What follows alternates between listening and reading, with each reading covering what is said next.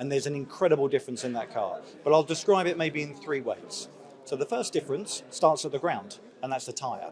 So the new Hankook developed tyre, a road tyre, so fully sustainable tyre, actually with 35% recycled material versus 26% in the current car. So big step up in sustainability. That tyre, 5 to 10% grippier.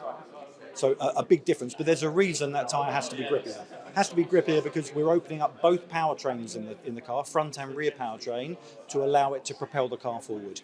And what that means is you go from today's car, which will get to 100 kilometers an hour in about 2.7 seconds, something like that, to 1.8 seconds. The fastest ever FIA single-seater car under acceleration.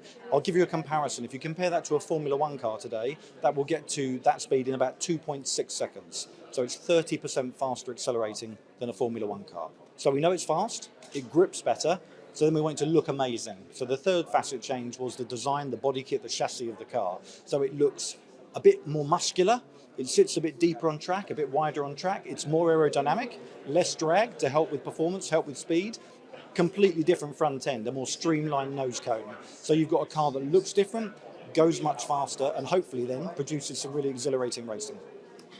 Formula E changes generations of cars every 4 years. How important is it for the world of motorsport to have a mid-term improvement and upgrade?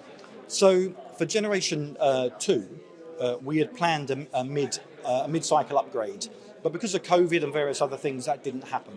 So we went straight from Gen 2 to Gen 3. Now, we've already announced the specification for Gen 4, and without going into detail, basically the battery gets much bigger, so it has more range, and it becomes much more powerful.